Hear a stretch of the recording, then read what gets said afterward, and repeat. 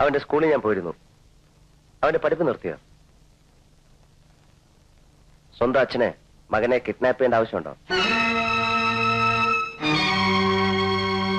4 വർഷം മുമ്പ് ഗർഭിണിയായിരുന്ന ആ പാവം പെൺകുട്ടിയെ ഉപേക്ഷിച്ച് നീ ഈ നാട് വിട്ടതാണ്. ദുർബലമായ നിന്റെ സംശയങ്ങൾക്ക് മുമ്പിൽ സത്യത്തിന് യാതൊരു വിലയുമില്ലായിരുന്നു. 2 മാസം കൈക്കുഞ്ഞായിരുന്ന അവനെ അവളുടെ അച്ഛൻ എന്നെ ഏൽപ്പിച്ചു. അവനിപ്പോ 3 വയസ്സായി. അവന്റെ അച്ഛനും അമ്മയും എല്ലാം ഞാനാണ്. നിനക്ക് അവനെ എന്നിൽ നിന്ന് വേർപെടുത്താനാവില്ല. നിനക്കല്ല, ആർക്കും. Correct, absolutely correct. നീ പറഞ്ഞത് 100% ശരിയാണ്. ഒരിക്കലും പൊറുക്കാൻ പാടില്ലാത്ത തെറ്റാണ് ഞാൻ ചെയ്തതെന്ന് എനിക്കറിയാം. എന്ന് കരുതി ജന്മം കൊടുത്തൊരു അച്ഛന്റെ അവകാശം അത്ര പെട്ടെന്ന് ആർക്കും നിഷേധിക്കാനാവില്ല.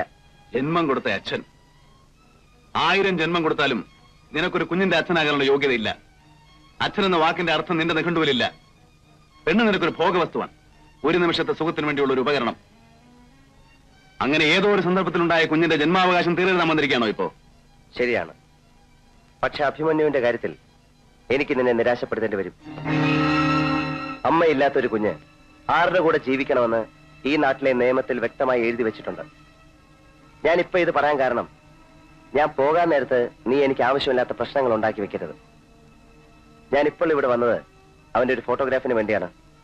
എന്റെ പാസ്പോർട്ടിൽ അവന്റെ പേരുകൂടെ എൻഡോസ് ചെയ്യിക്കാൻ. ഇനി നീ അത് തരുമെന്ന് തോന്നുന്നില്ല. സാരമില്ല, അല്പം ബുദ്ധിമുട്ടേണ്ടി വരും. എങ്കിലും ഞാനത് സംഘടിപ്പിച്ചോളാം. പറ്റേ?